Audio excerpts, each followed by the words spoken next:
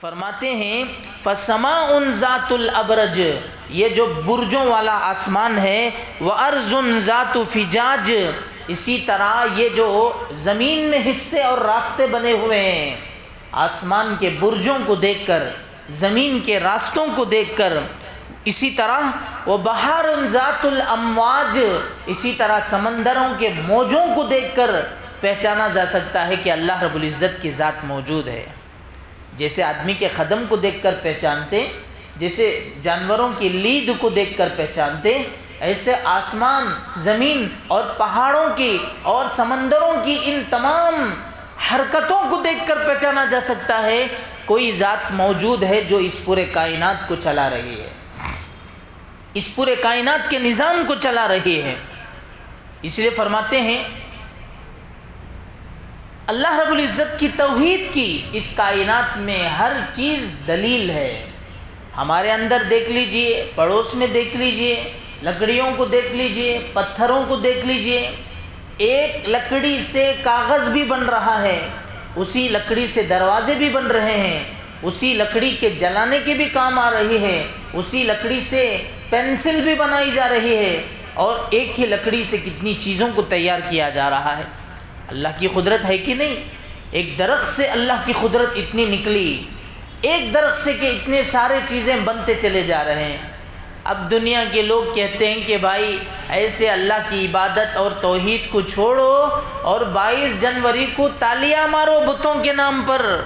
کوئی بے وقوف آدمی یہ کہہ رہا ہے کہ بھائی پورے ہندوستان بھر کے کروڑوں انسانیت سے یہ کہہ رہا ہے کہ تم اس توحید والے رب کو چھوڑ دو اور تم شرک کی طرف آ جاؤ۔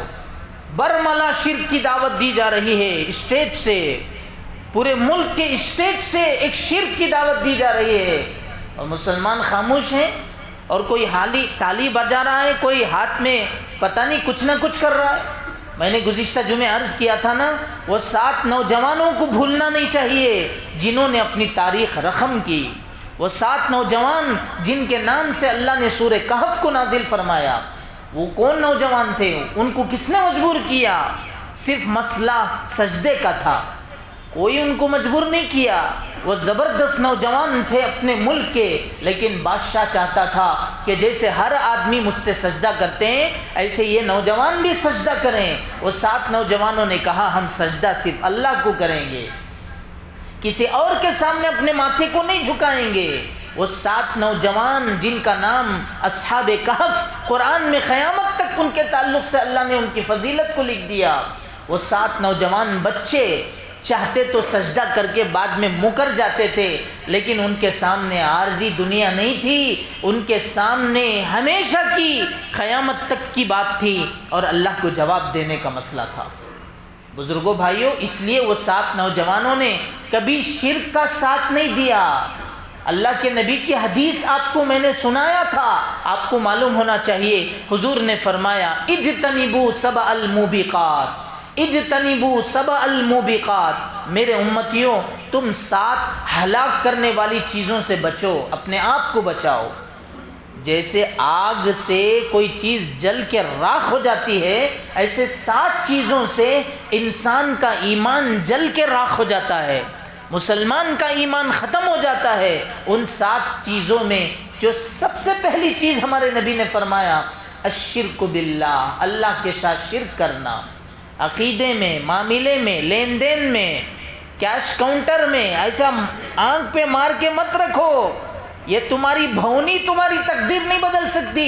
پہلا کسٹمر آیا تو 2000 کی نوٹ ڈال کے گیا تو آدمی اس کو لے کے پورا دکان گھماتا ہے، کیش کاؤنٹر پہ گھماتا ہے، پتہ نہیں اس کے کیا عقیدے۔ یہ تمہارے 2000 اور یہ تمہاری پہلی بھونی کوئی تمہاری تقدیر بدلنے والی نہیں ہے، تقدیر تو اللہ کے ہاتھ میں ہے۔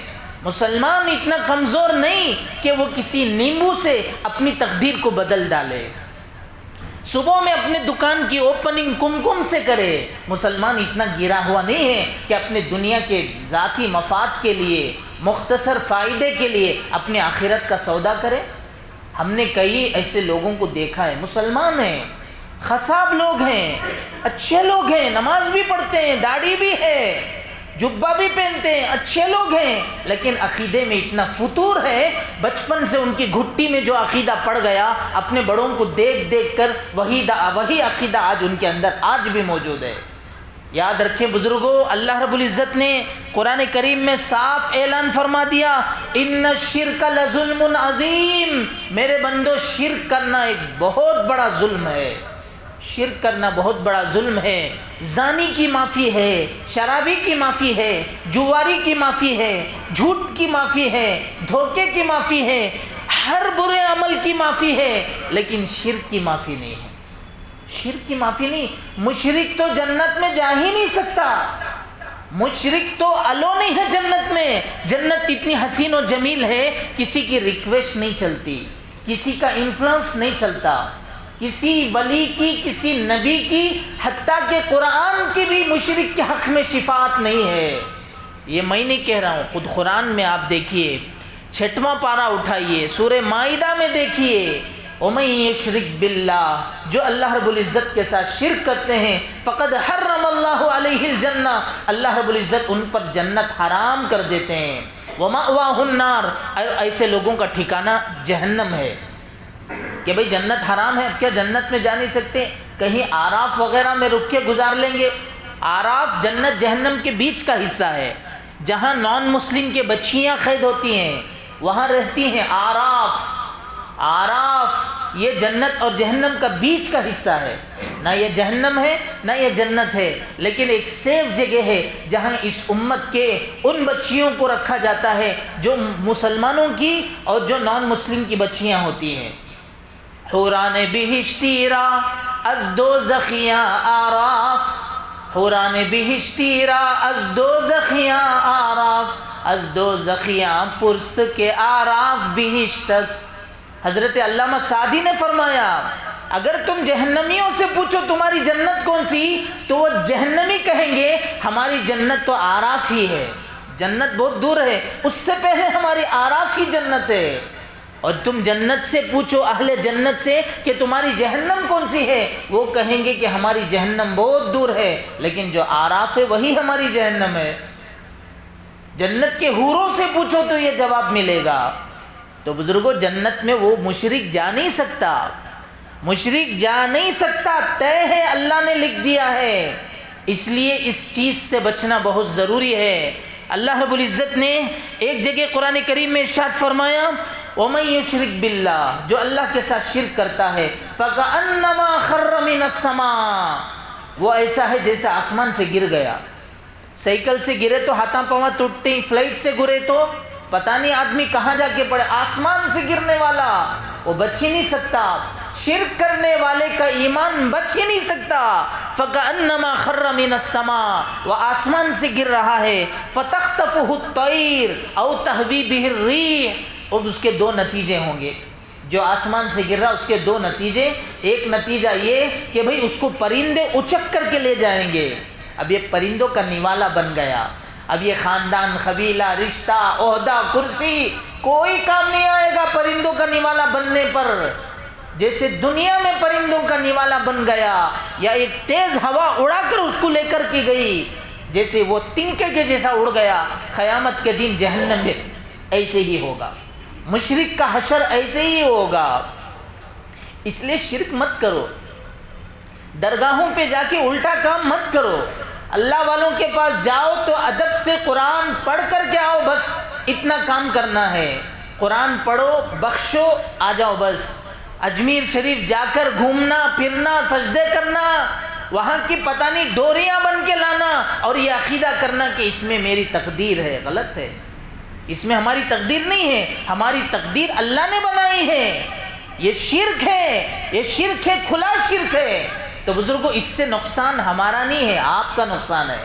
آپ کو ہم بچانے کی کوشش کر رہے ہیں کہ کہیں آپ دھوکے میں نہ پڑ جائیں، کہیں آپ غلط راستے پر نہ چل جائیں اور دنیا میں سمجھے کہ ہم بہت کچھ اللہ والوں کی محبت میں ہیں، حقیقت میں وہ زیرو ہو جائے گا، زیرو۔ اللہ والوں کی محبت کے بغیر ہم جی ہی نہیں سکتے، اللہ کی محبت ہونا چاہیے، لیکن اللہ والوں کی محبت کے نام پر شرک میں نہیں جانا چاہیے، کفر میں نہیں جانا چاہیے۔ یہ تو آدمی کا ایک بے وقوفی کی بات ہے کہ آدمی اللہ کو یاد کر رہا ہے اور ساتھ میں شرک کا کام بھی کر رہا ہے۔ بزرگوں بھائیوں، جس مندر کی تعمیر میں 22 کا افتتاحی اعلان ہو رہا ہے، بہت سارے مسلمان اپنی طرف سے سامان بھیج رہے ہیں، اینٹ بھیج رہے ہیں، پیسے بھیج رہے ہیں۔ آپ کیا لوگوں کو خوش کر رہے ہیں؟ کیا آپ قبر میں فائٹ کر سکتے ہیں؟ کیا اللہ کے عذاب سے آپ بچ سکتے ہیں؟ قبر میں مقابلہ ہوگا اللہ کی قدرت کے ساتھ، اللہ کی قدرت کو آپ ٹکر دے رہے ہیں۔ کیا صحابہ کی مثالیں ہمارے سامنے نہیں ہیں کہ ایک جملہ کہنے پر کفار چھوڑتے تھے؟ حضرت عبداللہ بن حذافہ رضی اللہ عنہ، ان کو بادشاہ نے کہا کہ آپ ایک بات مان لیں، میری بیٹی آپ کے نکاح میں اور میری سلطنت آدھی میں آپ کو دے دوں گا۔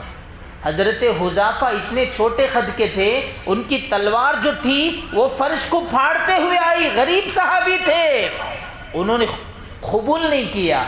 فرمایا ایک لمحے کے لیے مجھے ایمان سے ہٹنا پسند نہیں ہے۔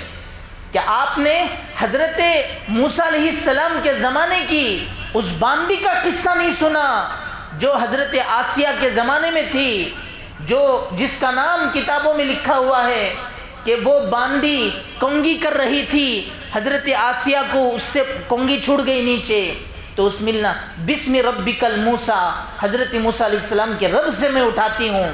کسی نے اطلاع دے دی کہ مسلمان ہے، فرعون نے پکڑا اس بچی کو صرف اس وجہ سے کہ اس نے اللہ کا نام لیا، گرم گرم تیل میں اٹھا کر اس بچی کو ڈال دیا اور وہ جلتے جلتے اس دنیا سے گئی۔ اس کی خوشبو آسمانوں پر محسوس ہوئی۔ جس وقت ہمارے نبی معراج کا سفر کیے، حضرت جبرائیل علیہ السلام ساتھ تھے، حضور نے پوچھا کہ جبرائیل یہ کیا عجیب و غریب خوشبو ہے؟ حضرت جبرائیل نے فرمایا اللہ کے نبی، یہ حضرت موسیٰ کے زمانے کی وہ باندی مشاطہ کی خوشبو ہے جو اس کی خبر سے آ رہی ہے۔ ہمارے نبی اس کی خوشبو سونگ رہے ہیں۔ فرمایا اپنے ایمان پر استقامت کی بنیاد پر اللہ نے اس کو کیا مقام دیا۔ اور بزرگوں، اس عورت کو ڈالنے سے پہلے، مشاطہ کو آگ میں تیل میں ڈالنے سے پہلے اس کی 2 چھوٹی بچیوں کو پہلے ڈالا ماں کے سامنے کہ دیکھ بچی کو ڈال رہا ہوں، ایمان سے پھر جا۔ پہلی بچی کو ڈالا جو معصوم تھی، دوسری بچی کو ڈالا، دوسری بچی نے کہا امی ہٹنا نہیں، استقامت سے رہنا، شرک کا کام نہ کرنا، فرعون کے دبدبے میں آ کر اپنے ایمان سے ہاتھ نہیں دھونا۔ بیٹی جاتی جاتی کہہ رہی ہے، چھوٹی بچی کہہ رہی اتنا ایمان مضبوط تھا۔ آج اگر کوئی 10,000 کا کٹا چپکے سے دے دے اور بولے یار 5 لوگوں کو لے کے آجا 22 تاریخ کو، ریلوے کی ٹکٹ، فلائٹ کی ٹکٹ لے 50,000، تو بزرگ ہم آسانی سے، اتنا کمزور ایمان ہے، آسانی سے اس کو قبول کر کے اپنے آپ کی جہنم کو خریدیں گے۔